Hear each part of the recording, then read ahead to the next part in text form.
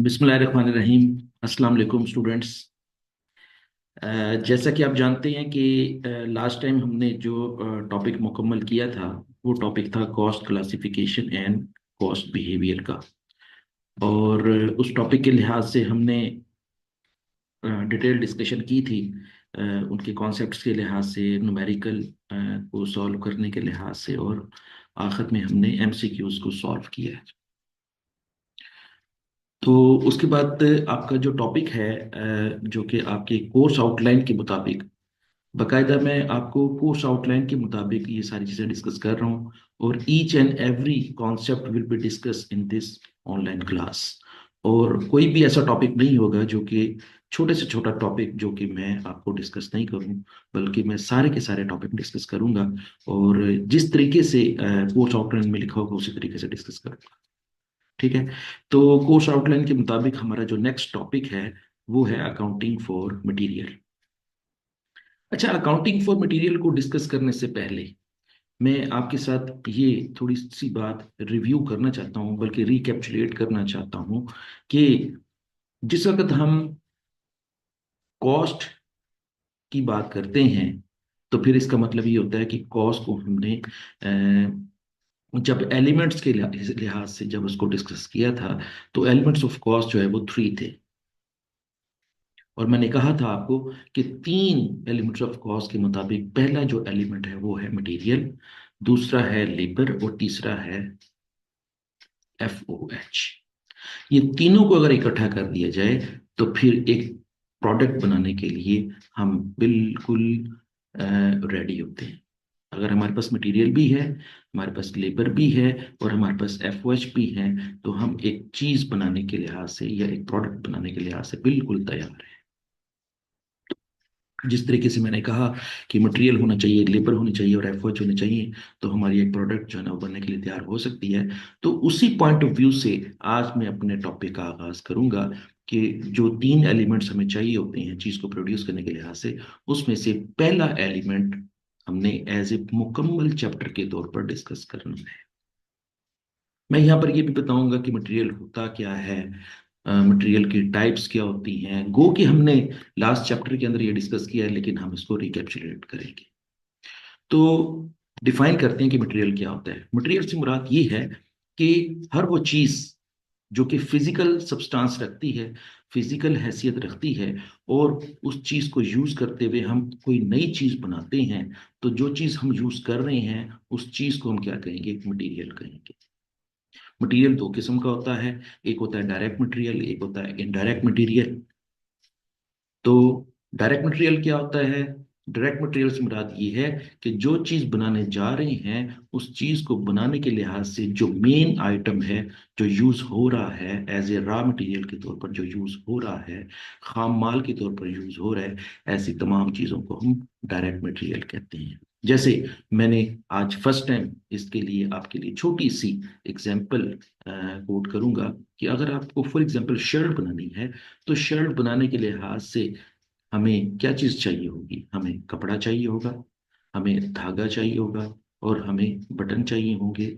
इसी तरीके से हमें मुख्तलिफ किस्म की चीज़ें चाहिए होंगी जिससे शर्ट बनेगी। मेन तौर पर जो हमें कपड़ा चाहिए है, इस कपड़े को हम क्या कहेंगे? Direct material. हर वो चीज़ जो कि किसी भी चीज़ को बनाने के लिहाज से इस्तेमाल होती है और उसका जो ज़्यादातर हिस्सा है उस चीज़ पर मुश्तमिल हो, तो उस चीज़ को हम क्या कहते हैं? Direct material. ठीक हो गया? अच्छा, अब मटेरियल को हम मुख्तलिफ लफ्ज़ों से जो है वो याद किया करेंगे। जैसे मटेरियल को हम इन्वेंट्री भी कहा करेंगे, मटेरियल को हम स्टॉक भी कहा करेंगे, मटेरियल के बारे में हम ये कहा करेंगे कि हम opening inventory, ending inventory, opening stock, ending stock, इस तरह के लफ्ज जो है वो हम यूज किया करेंगे। लेकिन मेन तौर पर मटेरियल का मतलब हम इन्वेंट्री या स्टॉक कहा करेंगे। तो चूंकि हमारे सिलेबस के अंदर सबसे पहला जो टॉपिक है इस ग्रिड के लिहाज से, वो है what is inventory control.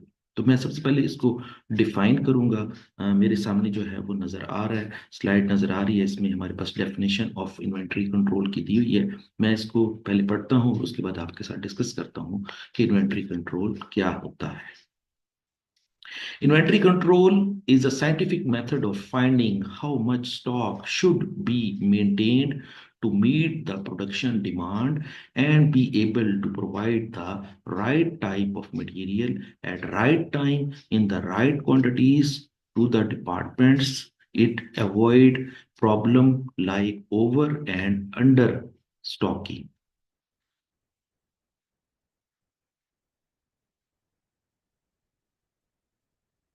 If there is a overstocking, then the working capital will be blocked and the material may be spoiled, wasted, or remain unused.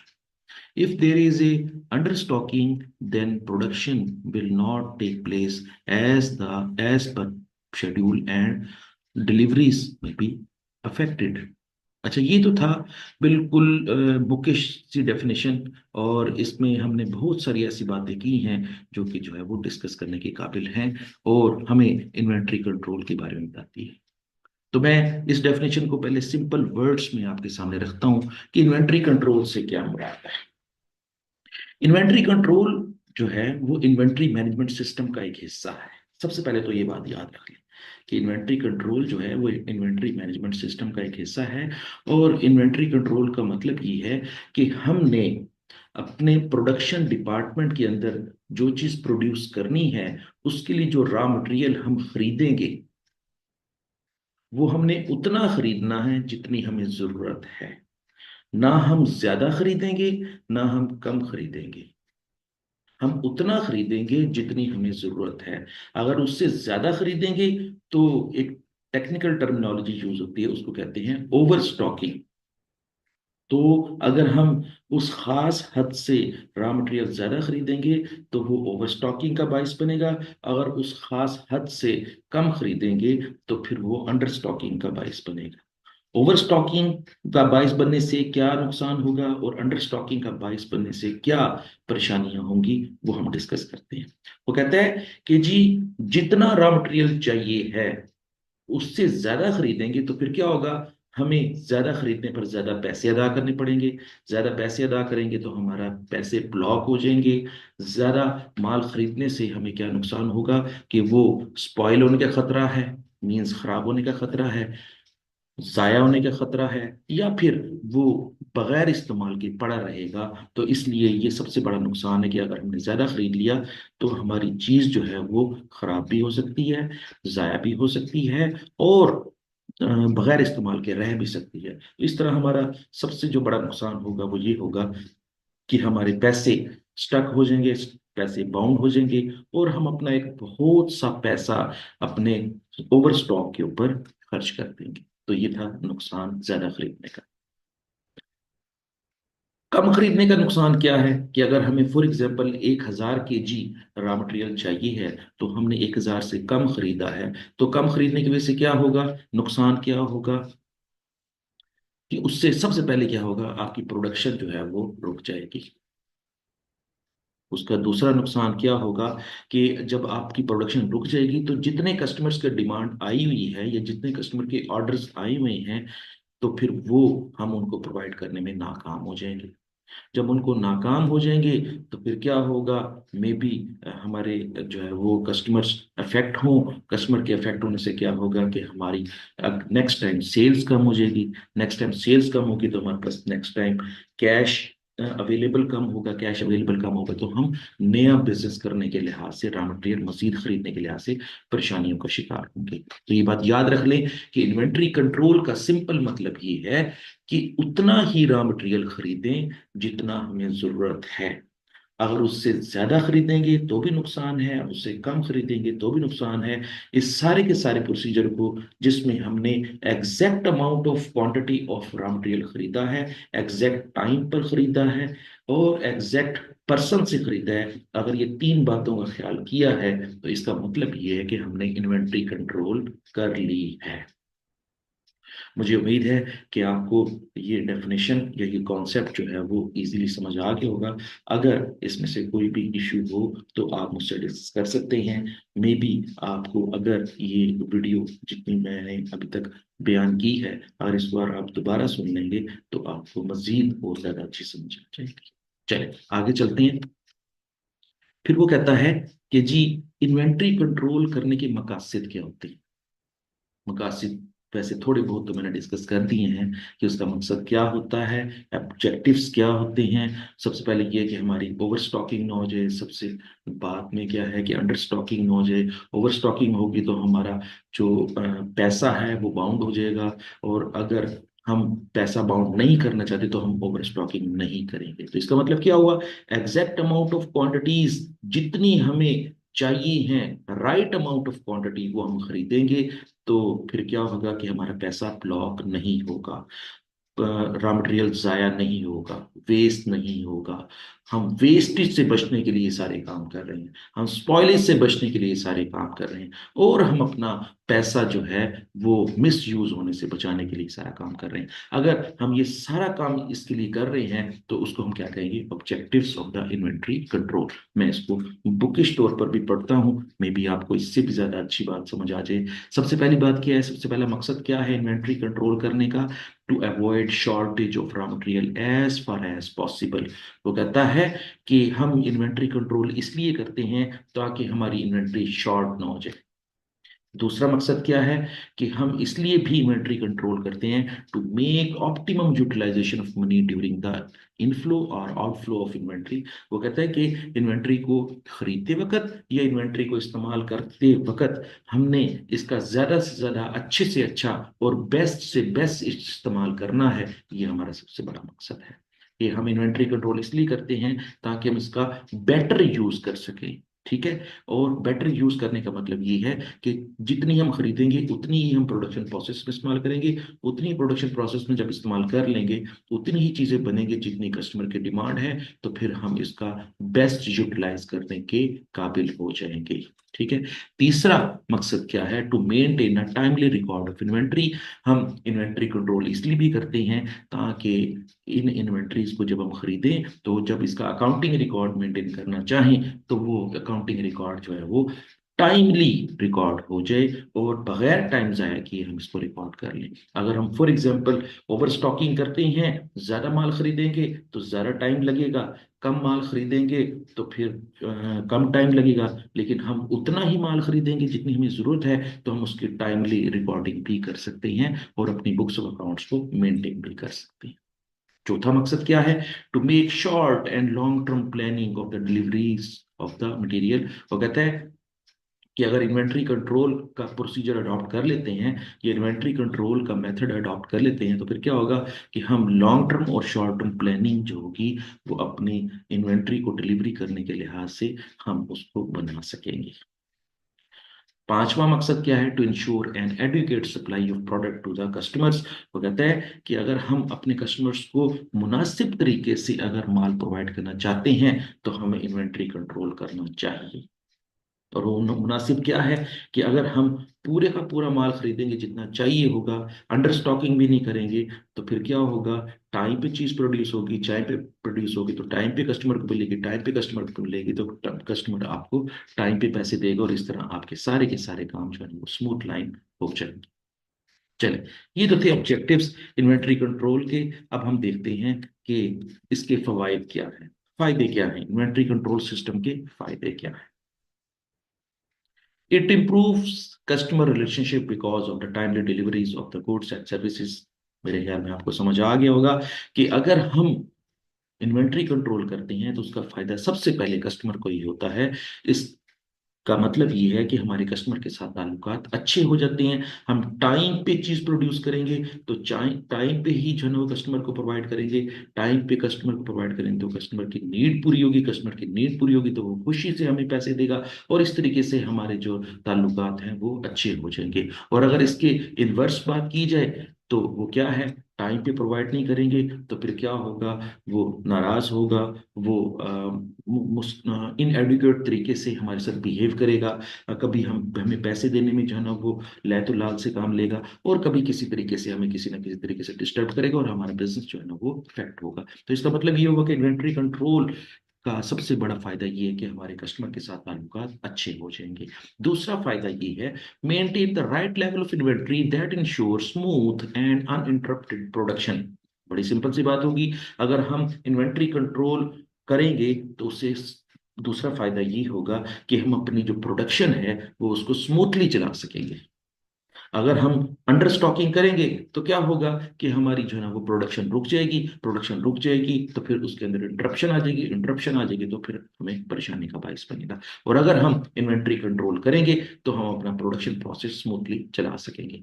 तीसरा फायदा ये है इन्वेंट्री कंट्रोल करने का कि efficient utilisation of working capital करेंगे, कि हमारा जो पैसा है, हमारा जो पैसे का जो इस्तेमाल है वो एफिशिएंटली होगा। हम राइट अमाउंट को यूज करेंगे राइट इन्वेंट्री के लिए, तो फिर हमारा जो पैसा है वो बेस्ट यूटिलाइज होगा। ठीक हो गया। चौथा इसका फायदा ये है कि for costing for short term and long term stock, वो कहते हैं कि जब हम इन्वेंट्री कंट्रोल करेंगे तो फिर हमें पता चलता रहेगा कि हमें शॉर्ट टर्म में कितनी इन्वेंट्री चाहिए है और लॉन्ग टर्म में कितनी इन्वेंट्री चाहिए है। हम अपनी जरूरत के मुताबिक साथ साथ प्लानिंग भी कर रहे होंगे कि हमें अगले एक हफ्ते में या अगले एक महीने में या अगले एक क्वार्टर में या अगले एक बाई एनुअल 6 महीनों में हमें कितना रॉ मटेरियल चाहिए है, हम उसकी प्लानिंग साथ साथ कर रहे होंगे और उसके मुताबिक हम उसका फायदा उठा सकेंगे। आखिरी फायदा तो ये है कि help to know real time inventory levels, और हमें अपने इन्वेंट्री लेवल्स को जानने में आसानी होगी। ये जो लफ्ज यूज किया है उसने इन्वेंट्री लेवल, ये बाकायदा मुकम्मल टॉपिक है, मैं इसके ऊपर अभी थोड़ी देर बाद डिस्कशन करूंगा कि इन्वेंट्री लेवल्स क्या होते हैं। बहरहाल यहाँ पर सिर्फ समझने के लिहाज से ये है कि अगर इन्वेंट्री कंट्रोल करेंगे तो हमें इन्वेंट्री लेवल को मेंटेन करने में, रियल टाइम में मेंटेन करने में बहुत आसानी होगी, और हमें इन्वेंट्री कंट्रोल जो है वो मददगार साबित होगी इन्वेंट्री लेवल्स को मेंटेन करने के लिहाज से। ये तो था आपका एक कॉन्सेप्ट या एक टॉपिक जिसमें मैंने बताया कि आपको इन्वेंट्री कंट्रोल क्या होता है। अब हम डिस्कस करते हैं कि what are the inventory levels. देखें, इन्वेंट्री कंट्रोल करने के लिहाज से हमें जो इन्वेंट्री लेवल्स मेंटेन करने होते हैं या हमें इन्वेंट्री लेवल्स का पता होना चाहिए, वो है चार। चार किस्म के इन्वेंट्री लेवल्स हैं जो कि हम अपने इन्वेंट्री कंट्रोल में मेंटेन करते हैं। सबसे पहला जो इन्वेंट्री लेवल है, लेवल को तो पहले आप ये समझ लें, लेवल का मतलब ये होता है कि हमें इन्वेंट्री की कितनी क्वांटिटी जो है वो मेंटेन करनी पड़ेगी। जिस तरह आप लोगों ने देखा होगा कि जब हम गाड़ी ड्राइव कर रहे होते हैं तो गाड़ी ड्राइव करने के दौरान हमें पेट्रोल की एक खास इंडिकेशन बताई जा रही होती है कि पहले हमारी टैंकी फुल थी, फिर उसके बाद कम हो गई, फिर उसके बाद और कम हो गई, उसके बाद और कम हो गई, और एक खास वक्त पे वो इसने आइडेंटिफाई किया कि इस वक्त हम एक ऐसे लेवल पे पहुंच चुके हैं जहां पे हमें जरूरत है कि हम अपनी गाड़ी की टैंकी दोबारा फिल करवा लें। ठीक है। तो जिस तरीके से गाड़ी के बारे में बता रहा होता है, एक गाड़ी के टैंक के बारे में बता रहा होता है कि टैंक इस वक्त आपका फुल है या कम है या डेंजर लेवल पे है, इसी चीज को हम क्या कहते हैं, इन्वेंट्री लेवल भी कहते हैं। ठीक है। जैसे फॉर एग्जांपल मैं उसकी मिसाल देता हूं कि एक कंपनी को एक साल के अंदर 1,000 kg रॉ मटेरियल की जरूरत है। एक साल के अंदर 1,000 kg रॉ मटेरियल की जरूरत है, तो इसका मतलब ये हुआ कि कंपनी को ज्यादा से ज्यादा कितनी इन्वेंट्री की जरूरत है, 1,000 kg। तो अगर मैं कहूँ आपको कि इन्वेंट्री लेवल्स के लिहाज से, इसके लिहाज से जो प्रॉपर लफ्ज यूज हो रहा है वो कौन सा लफ्ज यूज हो रहा है, वो हो रहा है आपका मैक्सिमम इन्वेंट्री लेवल। ये लफ्ज यूज हो कि कंपनी को एक साल के अंदर ज्यादा से ज्यादा कितना रॉ मटेरियल चाहिए है, उसको हम क्या कहते हैं, मैक्सिमम इन्वेंट्री लेवल। ठीक है। दूसरा इसमें जो लेवल है वो है minimum inventory level. Minimum inventory level का मतलब क्या है, कि एक इन्वेंट्री का एक ऐसा लेवल जो कि एक बेस लेवल है। अगर इस लेवल से कम खरीदेंगे तो हमारी जो कस्टमर है उनको प्रोडक्शन कम मिलेगी, उनको प्रोडक्ट कम मिलेगी, और उस तरह हमारे उनके साथ ताल्लुकात खराब हो जाएंगे। तो इसका मतलब ये होगा कि मिनिमम इन्वेंट्री लेवल का मतलब है कि कम से कम इतना इन्वेंट्री होनी चाहिए ताकि जो है वो हमारे कस्टमर्स की जो नीड्स हैं, जो वांट्स हैं, वो पूरी होती रहें। अगर इससे भी कम इन्वेंट्री रखी तो फिर हमारे जो है ना वो कस्टमर के साथ ताल्लुकात खराब होने के चांसेस हैं, और हमारी प्रोडक्शन जो है वो कम होगी, और हमारी प्रोडक्शन जब कम होगी तो हम अपने कस्टमर को कम माल डिलीवर करेंगे, और इस तरह हमारे उनके साथ ताल्लुकात खराब हो जाएंगे। तो ये यहाँ पर ये बताना चाह रहा है कि इससे इन्वेंट्री कम नहीं रखनी। जिस तरह मैंने थोड़ी देर पहले बताया कि गाड़ी के जो टैंक के लिहाज से वो बता रहा होता है कि अगर इससे कम पेट्रोल रखा तो फिर गाड़ी बंद हो जाएगी।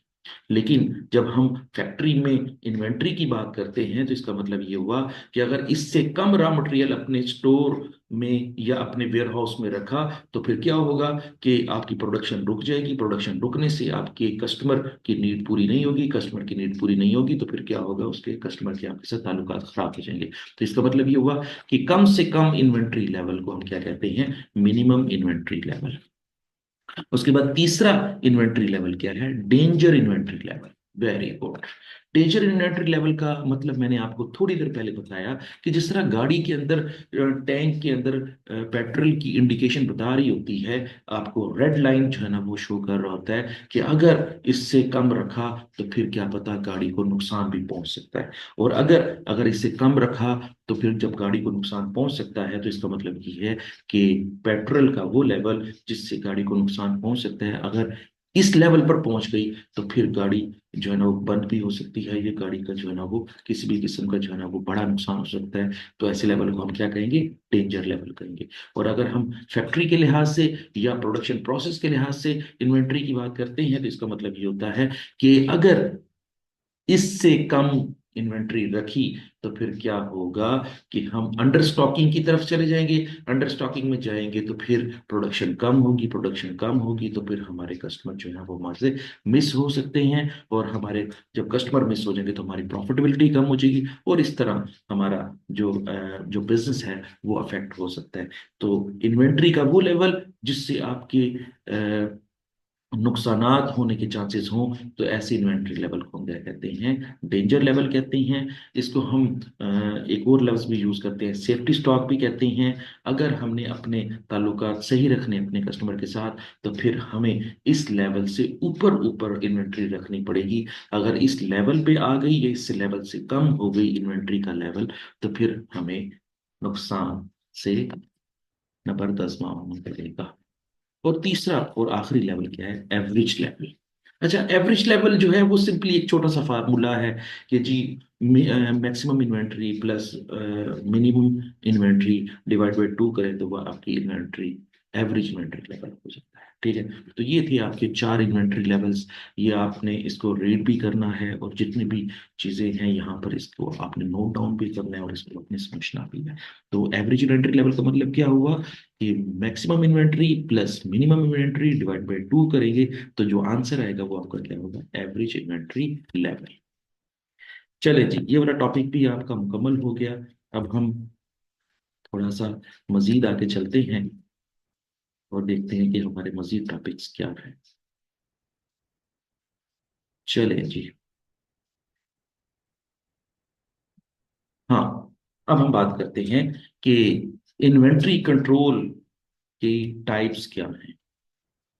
अगर हम डिस्कस करना चाहें इन्वेंट्री कंट्रोल सिस्टम की टाइप्स क्या है तो वो कैटेगोरिकली इसको नोट डाउन कर लें। इसकी 2 टाइप्स।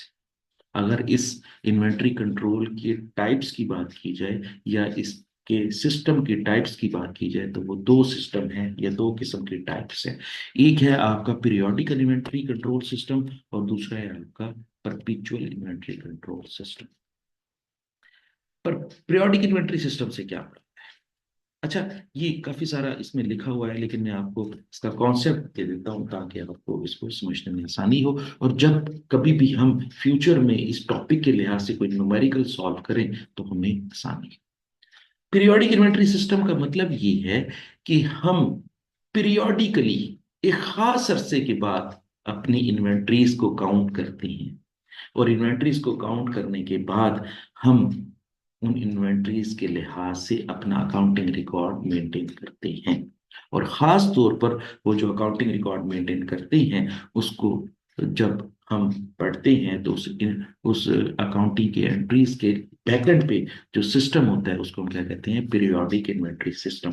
जैसे फॉर एग्जांपल मैं ये कहता हूं कि कंपनी ने रॉ मटेरियल खरीदती भी रहती है, खरीद के उसको वेयर हाउस में रखती है, वेयर हाउस में रखती है तो जब कभी भी प्रोडक्शन डिपार्टमेंट को रॉ मटेरियल की ज़रूरत होती है तो प्रोडक्शन डिपार्टमेंट स्टोर डिपार्टमेंट से, या स्टोर डिपार्टमेंट का दूसरा नाम है वेयर हाउस डिपार्टमेंट, उससे रॉ मटेरियल मांग लेती है और जितना ज़रूरत पड़ता है मंगवा के उसके ज़रिए चीज़ को प्रोड्यूस करने के बाद अपना सारे का सारा प्रोडक्शन प्रोसेस चलाती है। ठीक है।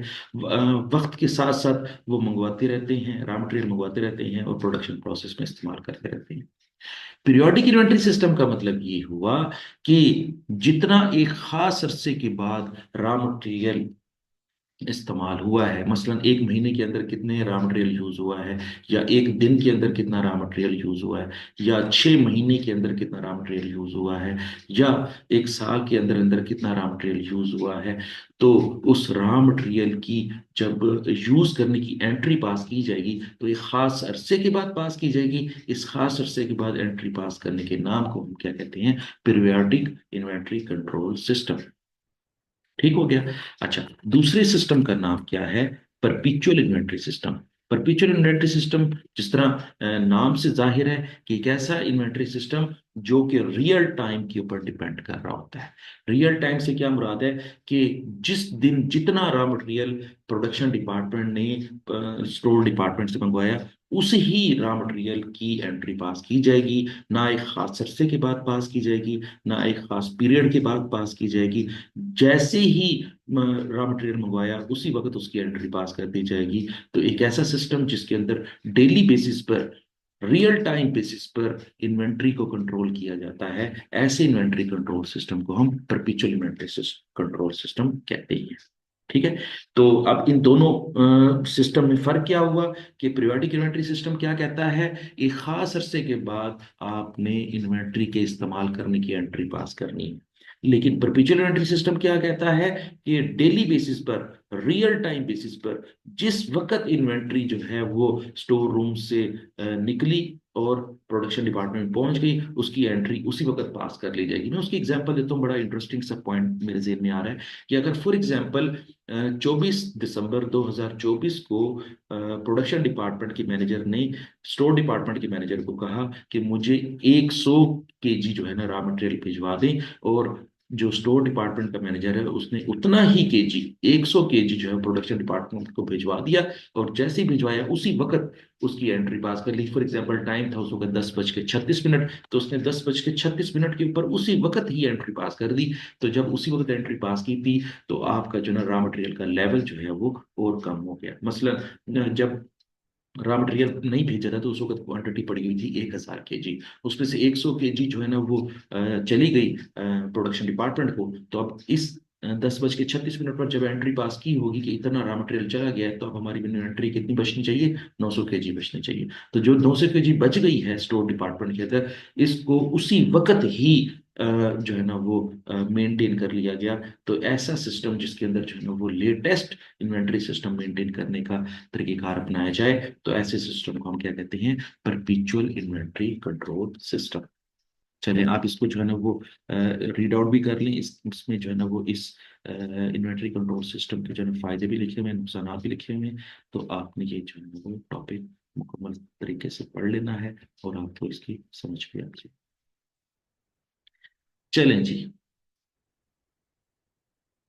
अब हम बात करते हैं, काफी सारी चीजें हमने जो है ना वो थ्योरेटिकली डिस्कस की हैं। अब हम बात करते हैं कि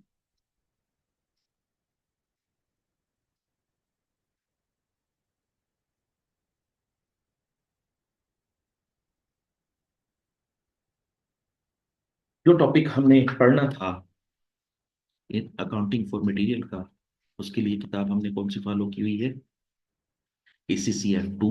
और इसमें जो चैप्टर है अकाउंटिंग फॉर मटेरियल का वो हमने यहाँ से पढ़ना है। और ये चैप्टर नंबर 5 है। और इसके हमारे पास जो टॉपिक स्टार्ट में पढ़ना है वो क्या है? इन्वेंट्री कंट्रोल सिस्टम को जिस वक्त हम अपनी ऑर्गेनाइजेशन के अंदर मेंटेन करते हैं, या इस सिस्टम को जब हम अपनी कंपनी के अंदर लॉन्च करते हैं, तो इसके लिहाज से कुछ चीजें ऐसी हैं जो कि आपको पता होना जरूरी है। वो चीजें क्या हैं?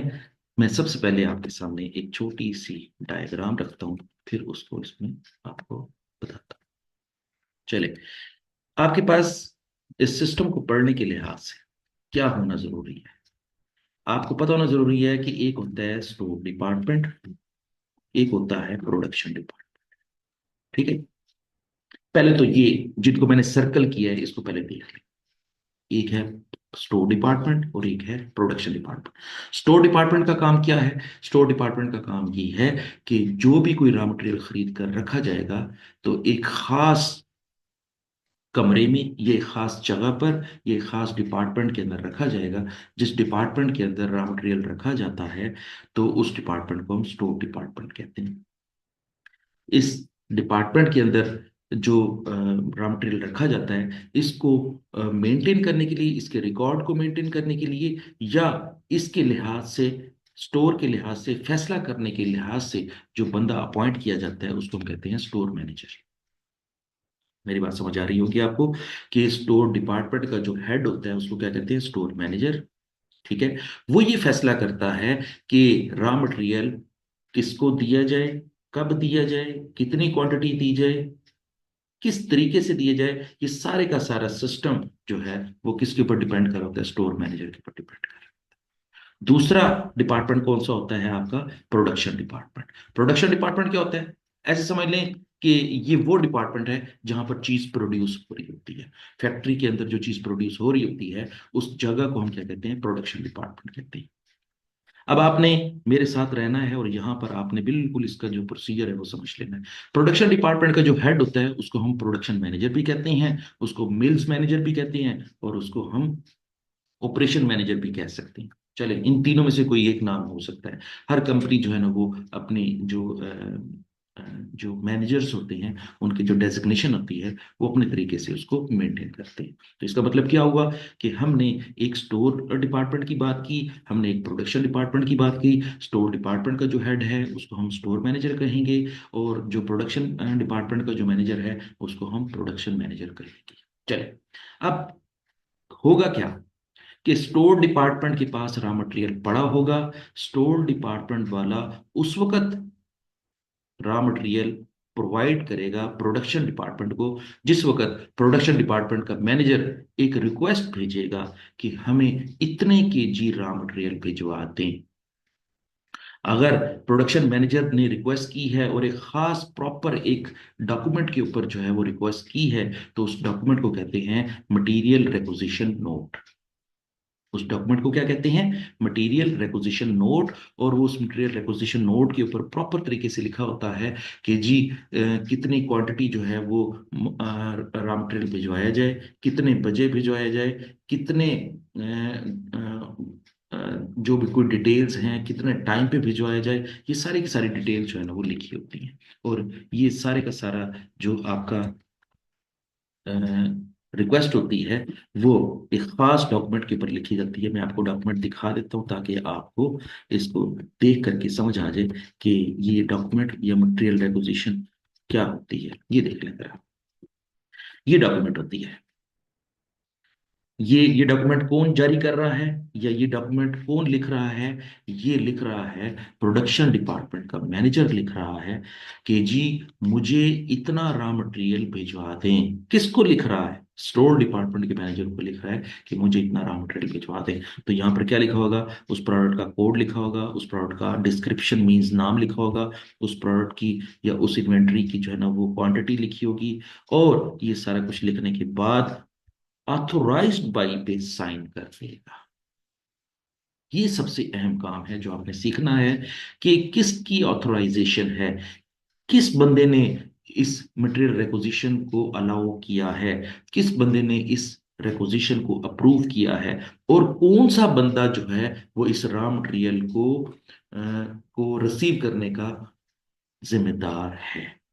जिस बंदे के साइन होंगे तो ये देखना पड़ेगा कि वो कौन सा बंदा है, वो प्रोडक्शन मैनेजर है। तो फिर क्या होगा, इसी साइन के साथ इस रेपोजिशन को लेके जाया जाएगा स्टोर डिपार्टमेंट में, और स्टोर डिपार्टमेंट क्या क्या देखेगा कि प्रोडक्शन मैनेजर के साइन है इस रेपोजिशन पे, तो फिर इसका मतलब ये है कि माल दे दिया जाए, इन्वेंट्री दे दी जाए। और जब दी जाएगी तो फिर जो स्टोर मैनेजर है वो भी इस चीज के ऊपर साइन करेगा कि मैंने ये रॉ मटेरियल प्रोडक्शन मैनेजर को भिजवा दिया है।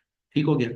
ये था एक छोटा सा मैकेनिज्म जो आपको पता होना चाहिए कि स्टोर मैनेजर जो है वो माल देगा प्रोडक्शन मैनेजर को, प्रोडक्शन मैनेजर जो है वो स्टोर मैनेजर को रिक्वेस्ट करेगा, उस रिक्वेस्ट का नाम क्या होगा, मटेरियल रिक्विजिशन नोट, और इसके जरिए माल एक दूसरे को ले दे लेंगे। ठीक हो गया। अब थोड़ा सा हम इस प्रोसीजर को मजीद बढ़ाते हैं। कभी कभी ऐसे होता है कि प्रोडक्शन मैनेजर ने जब माल मांगा तो स्टोर मैनेजर के पास वो माल नहीं था, स्टोर डिपार्टमेंट के पास वो माल नहीं था या रॉ मटेरियल नहीं था। तो फिर क्या होता है, स्टोर डिपार्टमेंट जो है वो परचेज डिपार्टमेंट को रिक्वेस्ट करता है कि जी मुझे इतना माल जो है वो जरूरत पड़ गया है, प्रोडक्शन डिपार्टमेंट ने मुझसे इतना माल मंगवाया है, इतना रॉ मटेरियल मंगवाया है, लेकिन मेरे पास नहीं है, लिहाजा मुझे इतने दिन के अंदर अंदर ये रॉ मटेरियल खरीद कर दिया जाए। तो फिर क्या होगा कि प्रोडक्शन डिपार्टमेंट जो है, सॉरी, जो परचेज डिपार्टमेंट है उससे कहेगा कि भाई एक डॉक्यूमेंट लिख कर दो जिसके जरिए पता चले कि आप मुझसे रिक्वेस्ट कर रहे हैं कि जी इतना रॉ मटेरियल आपने खरीदना है और मैं आपको खरीद कर देने वाला हूं। तो फिर ऐसी डॉक्यूमेंट जिसके जरिए स्टोर डिपार्टमेंट रिक्वेस्ट करेगा परचेज डिपार्टमेंट को कि इतना माल भिजवा दें, तो उसको हम क्या कहेंगे, परचेज रेक्विजिशन कहेंगे। अब जरा नोट डाउन कर लें कि स्टोर डिपार्टमेंट जब कभी परचेज डिपार्टमेंट को कहेगा कि मुझे इतना रॉ मटेरियल खरीद कर दे दें, तो फिर उस डॉक्यूमेंट को क्या कहा जाएगा, उस ऑथराइजेशन को क्या कहा जाएगा, उसको डॉक्यूमेंट को कहा जाएगा परचेज रेपोजिशन। कि स्टोर मैनेजर रिक्वेस्ट कर रहा है परचेज डिपार्टमेंट से कि जी आप मुझे ये रॉ मटेरियल खरीद कर दे दें। आप परचेज डिपार्टमेंट क्या चेक करेगा, वो देखेगा कि स्टोर डिपार्टमेंट के मैनेजर के साइन हैं। अगर साइन हैं तो फिर वो खरीदने के लिए अपना प्रोसीजर आगे चलाएगा, और अगर उसके ऊपर साइन नहीं है तो फिर वो बकायदा उस डॉक्यूमेंट को वापस भेजेगा और कहेगा कि इसके ऊपर स्टोर मैनेजर के साइन करवा लें। अगर वो साइन हो जाएगी तो इसका मतलब ये कि ये डॉक्यूमेंट अब बिल्कुल ऑथेंटिकेटेड हो गया है, ये डॉक्यूमेंट बिल्कुल मुकम्मल हो गया है। अब मैं रॉ मटेरियल खरीदूंगा और खरीद के स्टोर डिपार्टमेंट को दे दूंगा। अब स्टोर परचेज डिपार्टमेंट क्या करेगा, परचेज डिपार्टमेंट जो है वो सबसे पहले एक सुप्लायर ढूंढेगा। थोड़ी देर पहले हमने इन्वेंटरी कंट्रोल की डेफिनेशन में पढ़ा है कि हमें राइट पर्सन से रॉ मटेरियल खरीदना है, राइट क्वांटिटीज में खरीदना है और राइट टाइम पे खरीदना है। तो इसका मतलब क्या होगा कि परचेज डिपार्टमेंट जो है वो एक ऐसे सुप्लायर का इंतजाम करेगा जिस की कीमत भी सबसे कम होगी, जिसकी क्वांटिटी भी पूरी होगी और जिसकी क्वालिटी भी सबसे अच्छी होगी। तो ऐसे सुप्लायर से वो राब्ता करेगा और कहेगा कि मुझे इतना रॉ मटेरियल प्रोवाइड कर दें। अब सुन लें कि जब कभी भी परचेज डिपार्टमेंट परचेज डिपार्टमेंट सुप्लायर को कहेगा कि मुझे इतना रॉ मटेरियल भिजवा दें, तो परचेज डिपार्टमेंट की तरफ से सुप्लायर की तरफ जो डॉक्यूमेंट जाएगा उस डॉक्यूमेंट को कहते हैं परचेज ऑर्डर। एक ऐसी डॉक्यूमेंट जिसके ऊपर ये ऑर्डर किया जा रहा है, किसको, सप्लायर को ऑर्डर किया जा रहा है कि मुझे इतना माल प्रोवाइड कर दें। तो ऐसी डॉक्यूमेंट को हम क्या कहेंगे, परचेज ऑर्डर। और इस परचेज ऑर्डर की बकायदा तौर पर 4 कॉपीज बनाई जाएंगी। ये बात याद रख लें कि परचेज ऑर्डर की 4 कॉपीज बनाई जाएंगी। एक कॉपी सुप्लायर को दी जाएगी, एक कॉपी अकाउंट्स डिपार्टमेंट को दी जाएगी, एक कॉपी इसकी स्टोर डिपार्टमेंट को दी जाएगी, और चौथी कॉपी परचेज डिपार्टमेंट अपने पास रखेगा रिकॉर्ड के तौर पर। ठीक हो गया। 4 कॉपीज को इस तरह बनाना है कि एक कॉपी एक्स सप्लायर को देंगे, एक स्टोर डिपार्टमेंट को देंगे, एक अकाउंट्स डिपार्टमेंट में जाएगी और चौथी कॉपी अपने पास रखेंगे। और इस तरह जो है वो परचेज डिपार्टमेंट इस डॉक्यूमेंट को प्रोसेस करने के बाद जब दे देगा तो फिर उसके बाद वेट करेगा कि कब तक माल आ जाता है। अब सुन लें, जब माल आ जाएगा तो फिर क्या होगा, एक्सटर्नल सप्लायर जो है ये माल जब बिल्कुल पैक करवा लेगा, ट्रक पे लोड कर लेगा, लोड करने के बाद एक्सटर्नल सप्लायर्स दो किस्म के डॉक्यूमेंट्स तैयार करेगा। एक होगा माल का बिल, जिसको हम परचेज इनवाइस कहते हैं, और दूसरा goods delivery note. Goods delivery note, ये दो डॉक्यूमेंट्स बनाएगा और बना के माल रवाना कर देगा। और जब रवाना करेगा तो माल परचेज डिपार्टमेंट के पास नहीं जाएगा, परचेज डिपार्टमेंट के ऑफिस है, तो ये माल कहाँ जाएगा, आपने नोट डाउन करना है कि ये माल स्टोर डिपार्टमेंट को जाएगा। कंपनी का जो स्टोर डिपार्टमेंट है, जिसको हम वेयर हाउस कहते हैं, वहां जाएगा।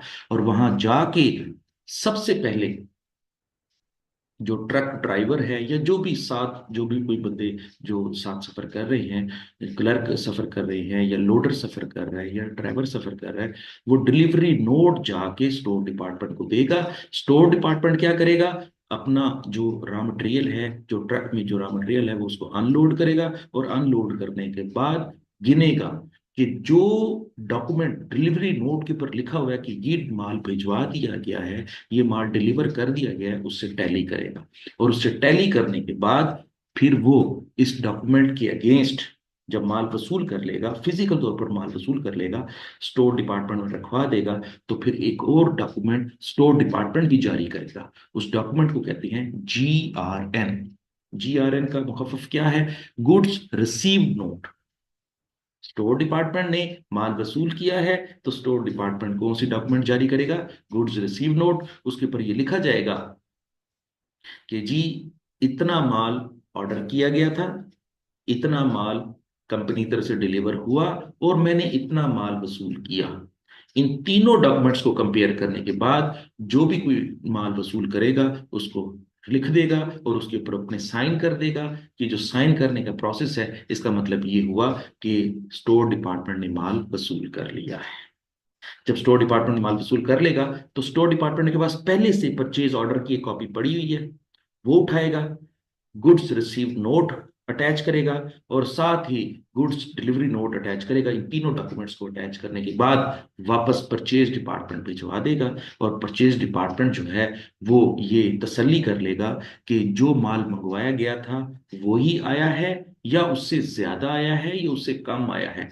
जितना भी आया है उसको वेरीफाई करने के बाद वो अकाउंट्स डिपार्टमेंट को ये सारी की सारी डॉक्यूमेंट्स भिजवा देगा कि हमने जो माल भिजवाया था वो पहुंच चुका है, लिहाजा हमें तसल्ली है, अब आप इसकी पेमेंट करने का इंतजाम करें। अकाउंट्स डिपार्टमेंट फिर क्या करेगा, इनकी इन्हीं डॉक्यूमेंट्स को चेक करते हुए जितना माल वसूल किया है, और जो परचेज इनवाइस के मुताबिक एक कॉपी अकाउंट्स डिपार्टमेंट को जा चुकी थी पहले से, एक कॉपी जो है वो परचेज डिपार्टमेंट के पास आ चुकी है, इसको टैली करने के बाद उसको पेमेंट का ऑर्डर जारी कर देगा, और इस तरह जो है ना वो चेक बन जाएगा, और उस तरह कंपनी को पेमेंट हो जाएगी। अब सुने, मैंने इतने सारे काम बकायदा डॉक्यूमेंट्स के जरिए किए। अगर प्रोडक्शन डिपार्टमेंट को माल चाहिए तो मटेरियल रिक्विजिशन नोट जारी किया गया, पर स्टोर डिपार्टमेंट को माल चाहिए तो परचेज रिक्विजिशन बनी, परचेज डिपार्टमेंट को माल चाहिए है तो उसने परचेज ऑर्डर जारी किया, परचेज एक्सटर्नल सप्लायर ने जब माल प्रोवाइड कर दिया तो गुड्स डिलीवरी नोट बना। जब गुड्स डिलीवरी नोट पहुंचा स्टोर डिपार्टमेंट के पास तो स्टोर डिपार्टमेंट ने कौन सी डॉक्यूमेंट बनाई, गुड्स रिसीव नोट बनाया। गुड्स रिसीव नोट बनाने के बाद उसने वापस परचेज डिपार्टमेंट को भेजा। परचेज डिपार्टमेंट ने अपनी तसल्ली की, तसल्ली करने के बाद उसने अकाउंट्स डिपार्टमेंट को कहा इसके चेक बना दें, चेक बनाने के बाद पेमेंट होगी, और इस तरह ये प्रोसीजर मुकम्मल हो गया। सुन लें, ये सारे का सारा प्रोसीजर क्या कहलाता होता है, इंटरनल कंट्रोल सिस्टम कहलाता होता है। एक ऐसा सिस्टम जिसके अंदर बकायदा डॉक्यूमेंटेशन के जरिए, बकायदा अप्रूवल के जरिए, बकायदा मुख्तलिफ किस्म की ऑथोराइजेशन के जरिए जब सारे के सारे काम मुकम्मल किए जाते हैं तो ऐसे प्रोसीजर को हम क्या कहते हैं, इंटरनल कंट्रोल सिस्टम। चलें जी। मैं अब चूंकि मैंने फिजिकल तौर पर मैंने ये सारी बातें जो हैं वो आपको समझाई हैं, अब हम ये देखते हैं कि इसका बाकायदा तौर पर डेफिनेशन क्या है इंटरनल कंट्रोल सिस्टम की, ताकि जो है ना वो आपको इसकी समझ भी आ जाए। और जब मैं इस टॉपिक को पढ़ाने लगूं या इस टॉपिक को मजीद आगे लेकर चलने लगूं तो आपको इसकी समझ आ चुकी हो। जी, यहाँ पर मेरे पास डेफिनेशन है। हाँ, ये मैंने इसको हाईलाइट किया हुआ है। Internal control consist of full documentation. Internal control क्या है? फुल डॉक्यूमेंटेशन है and appropriate authorisation of all transaction. वो कहता है कि जो कुछ भी मांगा गया, जो कुछ भी खरीदा गया, जो कुछ भी प्रोवाइड किया गया, इन सारी के सारे ट्रांजैक्शंस के बैकएंड पे क्या है? अप्रूवल्स हैं, ऑथराइजेशंस हैं और बकायदा साइन है हर रेलिवेंट बंदे के, जो बंदा अपने डिपार्टमेंट को हेड कर रहा है। जिस डिपार्टमेंट के हेड के साइन है, तो इसका मतलब ये हुआ कि हम बकायदा तरीके से इंटरनल कंट्रोल सिस्टम को फॉलो कर रहे हैं। फिर वो क्या कहता है? Movement of material and all requisition orders receipts and payments, ये सारे के सारे सिस्टम में हर बंदे की जो है ना वो बकायदा साइन है, बकायदा हर बंदे के नॉलेज में है, बकायदा हर बंदा अपनी अथॉरिटी के मुताबिक साइन करता है, हर बंदा अपनी रिस्पॉन्सिबिलिटी के मुताबिक जो है उस डॉक्यूमेंट को तैयार करता है। ये सारे का सारा निज़ाम जिसके अंदर अथॉरिटी, रेस्पॉन्सिबिलिटी और ये सारे के सारे डॉक्यूमेंट्स को मेंटेन किया जाता है, ऐसे सिस्टम को हम इंटरनल कंट्रोल सिस्टम कहते हैं। मुझे उम्मीद है कि आपको इसकी समझ आ गई होगी। एक मैंने मजीद आपके लिए एक डेफिनेशन जो है वो आपकी नॉलेज के लिए, आपके इंटरेस्ट के लिए एक और डेफिनेशन दी है। ये आप मुनासिब समझेंगे तो आप इसको भी पढ़ लेंगे और आपका जो इंटरनल कंट्रोल सिस्टम की जो डेफिनेशन है वो बड़े अच्छी तरीके से आपको समझ आ जाएगी। चलो, चले जी, अब हम आगे चलते हैं।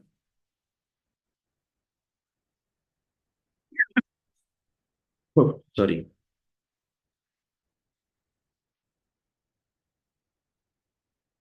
ये जो डेफिनेशंस हैं ये भी आपने पढ़नी है। गुड्स और मटेरियल रेक्विजिशन नोट, ये मैंने आपको बताया है। परचेज रेक्विजिशन ये भी बता दिया है। और फिर उसके बाद परचेज ऑर्डर के बारे में बताया है। फिर मैंने डिलीवरी नोट के बारे में बताया है। फिर मैंने आपको गुड्स रिसीव नोट के बारे में बताया है। फिर मैंने आपको purchase invoice, sorry, purchase invoice के बारे में बताया है। और फिर एक दो टर्मिनोलॉजीज में मजीद आपको बताता हूँ ताकि जो है वो की कॉन्सेप्ट यहाँ तक क्लियर हो जाए। अच्छा, जिस वक्त प्रोडक्शन डिपार्टमेंट स्टोर डिपार्टमेंट को अपनी रिक्वायर्ड रॉ मटेरियल बताता है कि इतना रॉ मटेरियल भिजवा दें, मैंने प्रोडक्शन करनी है, तो फिर क्या होता है कि जितना रॉ मटेरियल उसने भिजवा दिया है उसमें से जितना रॉ मटेरियल प्रोडक्शन डिपार्टमेंट ने यूज किया, अगर कुछ रॉ मटेरियल बच गया है तो वो अपने पास नहीं रखेगा। वो क्या करेगा? स्टोर डिपार्टमेंट एक मजीद एक नई डॉक्यूमेंट बनाएगा।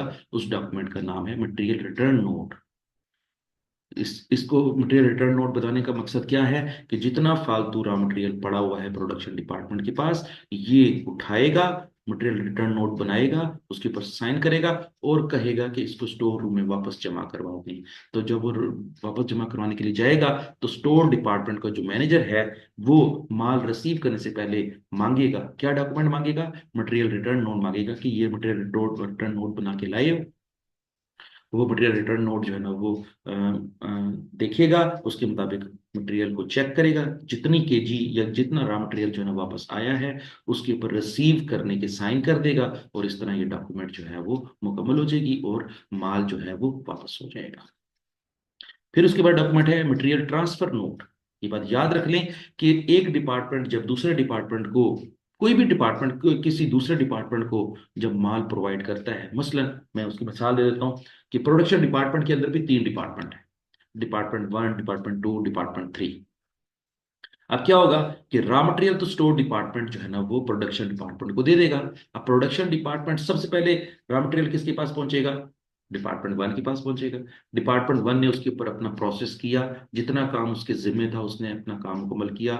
जो काम मुकम्मल होने के बाद अब अगले डिपार्टमेंट को जब भेजना है तो फिर क्या होगा? एक डिपार्टमेंट जब दूसरे डिपार्टमेंट को जब माल भेजेगा तो फिर उसको क्या कहते हैं कि उन्होंने मटेरियल को ट्रांसफर किया।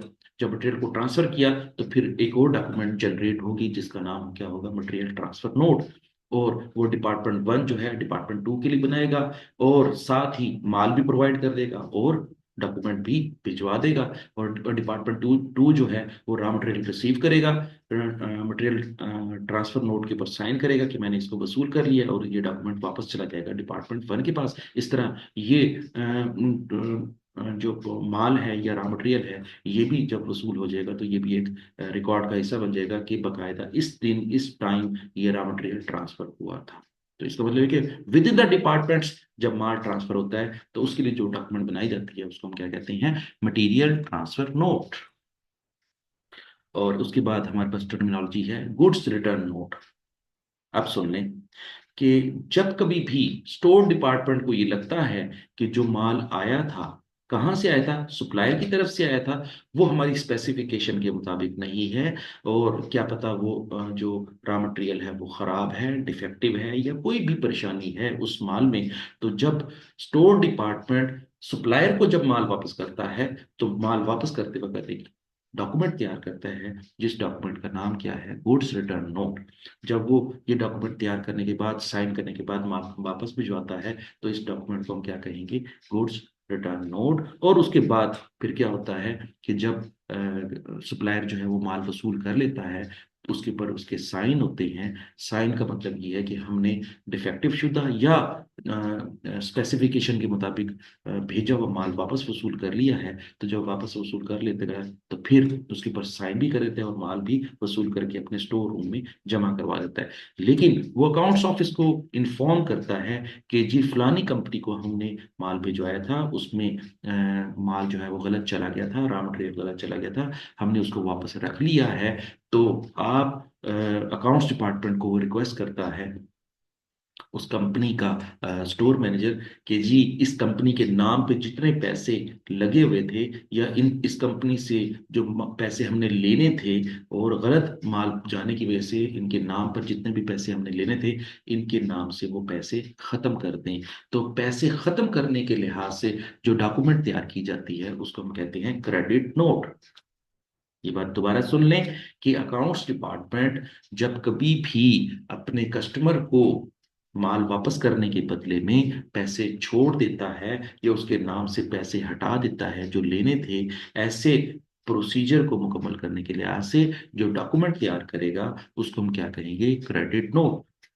इसका मतलब ये होगा कि सप्लायर जो है वो क्रेडिट नोट जारी करेगा। ये क्रेडिट नोट जो है वो कंपनी के पास पहुंचेगा जिसने माल वापस किया था। वो कंपनी इस डॉक्यूमेंट को देखते हुए एक और डॉक्यूमेंट जारी करेगी, उस डॉक्यूमेंट को कहते हैं डेबिट नोट।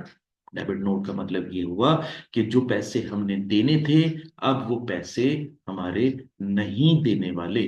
तो ना देने के लिहाज से जब अकाउंट्स पेबल को रिवर्स किया जाता है, तो अकाउंट्स पेबल को रिवर्स इसलिए किया जाता है कि अब ये पैसे नहीं देने, इसलिए उसको हम डेबिट नोट के तौर पर एक डॉक्यूमेंट तैयार करते हैं। और इस तरह अकाउंट्स डिपार्टमेंट जो है वो उनके अकाउंट को डेबिट कर देता है कि इसका मतलब ये है कि अब ये पैसे नहीं देने, और इस तरह ये सारे का सारा प्रोसीजर मुकम्मल हो जाता है।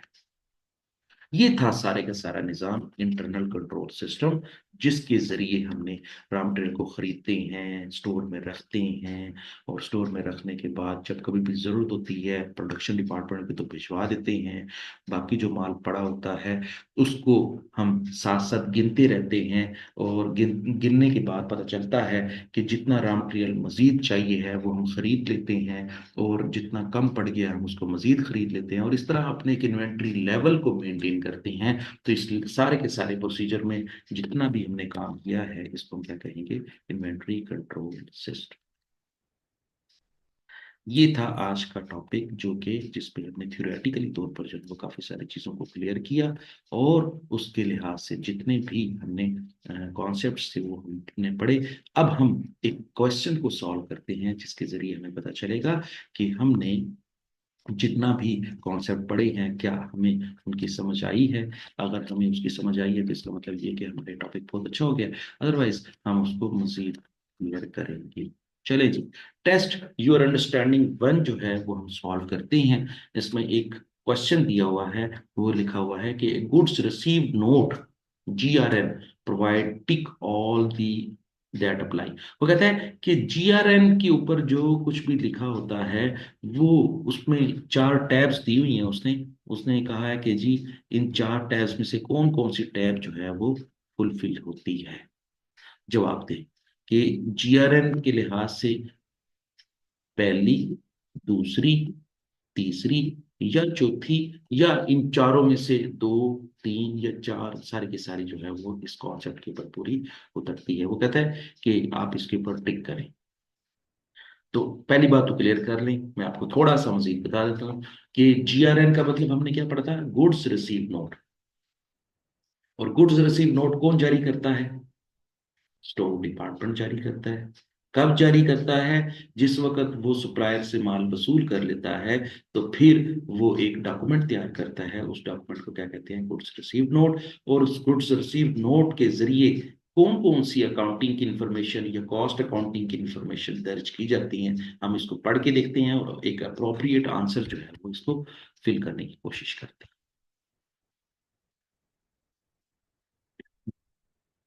वो कहता है कि information use to update the inventory record.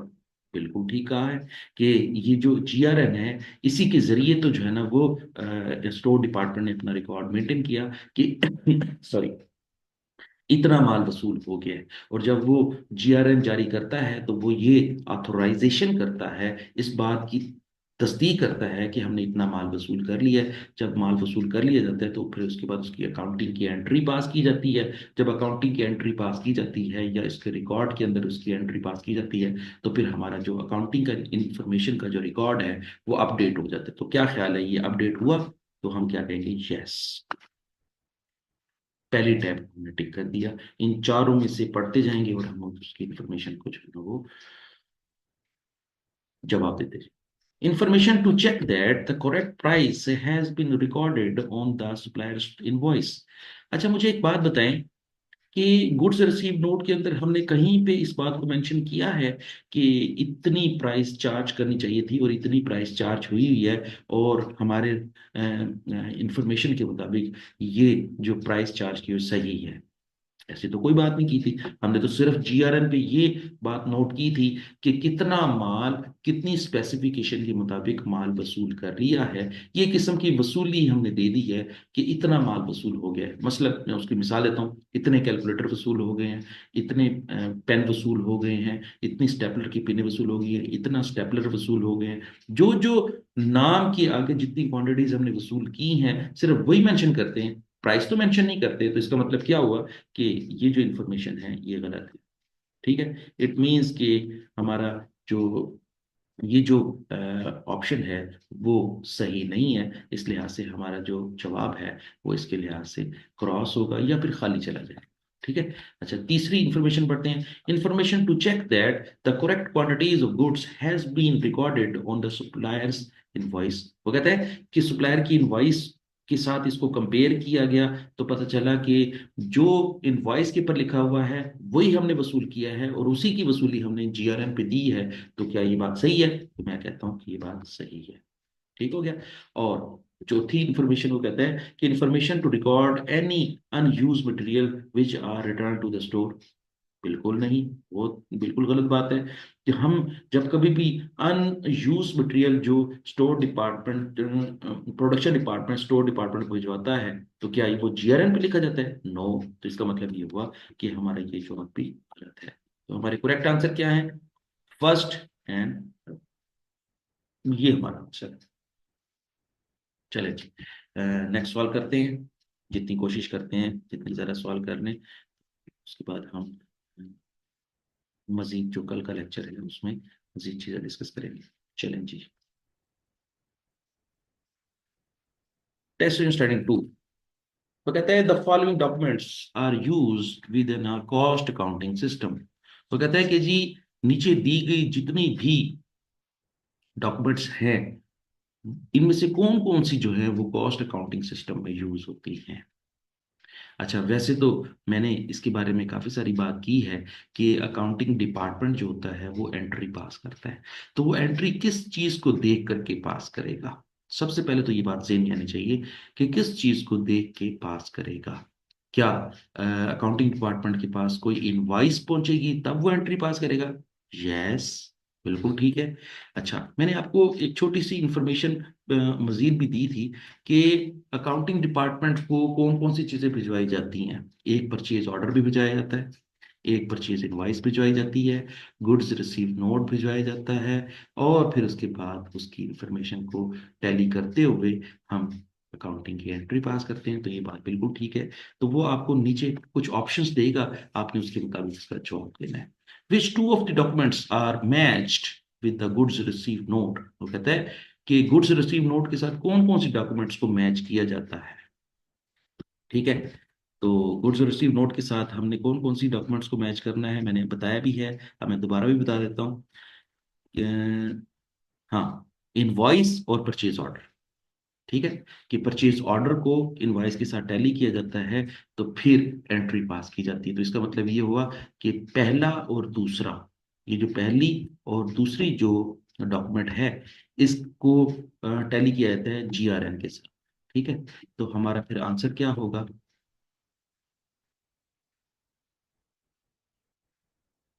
एक सेकंड, हमारा जवाब क्या होगा? अल्फा। ये हमारा जवाब है। तो कहते हैं, मैं दोबारा क्वेश्चन को रिपीट करता हूं कि जीआरएन को मैच करने के लिए किन किन डॉक्यूमेंट्स का सहारा लिया जाता है। तो वो दो किस्म के डॉक्यूमेंट्स हैं। एक है इनवॉइस के साथ जीआरएन को टैली किया जाता है कि जी जो इनवॉइस के ऊपर माल लिखा हुआ है वही माल वसूल किया है। अगर वही माल वसूल किया है तो फिर उसकी एंट्री पास की जाएगी। और जीआरएन को मजीद एक और डॉक्यूमेंट के जरिए टैली किया जाता है, परचेज ऑर्डर के जरिए। परचेज ऑर्डर का मतलब क्या होता है? एक ऐसी डॉक्यूमेंट जो कि परचेज डिपार्टमेंट ने जारी की है। परचेज डिपार्टमेंट ने कहा है कि इतना माल भिजवा दे, उतना ही माल वसूल हो गया है, और उसको टैली किया जाता है इनवॉइस के साथ। इन तीन डॉक्यूमेंट्स को आपस में जब टैली किया जाता है तो टैली करने के लिहाज से फिर उसके बाद हम एंट्री पास करते हैं। तो हमारी ऑप्शन ए जो है ना हमारा करेक्ट आंसर है, और ऑप्शन बी सी डी जो है वो गलत आंसर। ठीक है, चलिए जी, दो क्वेश्चन हो गए हमारे। हम आगे चलते हैं।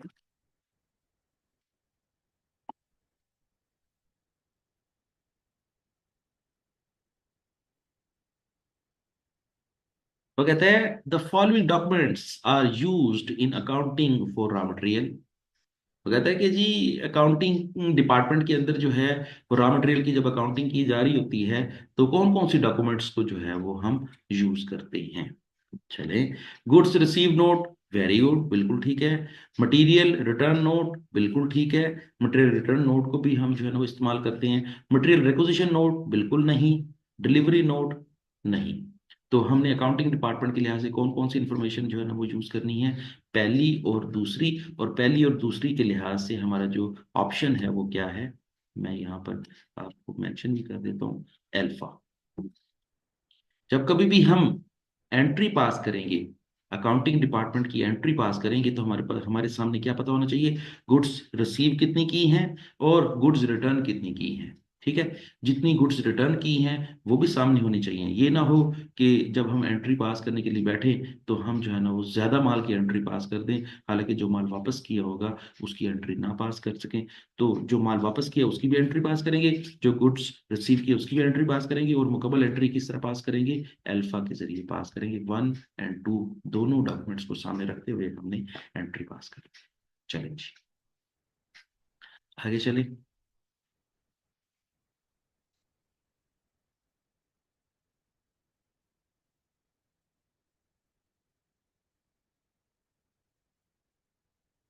चलो जी, आज का टॉपिक हमारा मुकम्मल होता है। आज का जितना भी टॉपिक था हमारा थ्योरेटिकली हमने उसको मुकम्मल कर लिया है। कल हम दूसरा टॉपिक पढ़ेंगे जिसमें हमने inventory holding and ordering cost की बात करनी है। ये बड़ा इंटरेस्टिंग सा टॉपिक है, और इसके अंदर जो है ना वो काफ़ी सारी ऐसी चीज़ें हैं जो कि न्यूमेरिकली डिस्कस की जाएंगी, और एक छोटा सा फार्मूला है उसको भी हम डिस्कस करेंगे, और साथ हम एक न्यूमेरिकल क्वेश्चन भी करेंगे। और मैंने ये देखा है कि आपके जो एमसीक्यूज के लिहाज से ये वाला टॉपिक काफ़ी टेस्ट किया जाता है। तो हम कल इसको मज़ीद अच्छी तरीके से जो है ना वो करेंगे, ताकि आपका ये टॉपिक जो है वो अच्छा सा हो जाए और आप एग्जाम में तैयारी करने के काबिल हो जाए। Thank you very much. इंशाल्लाह कल मिलते हैं। अल्लाह हाफिज़।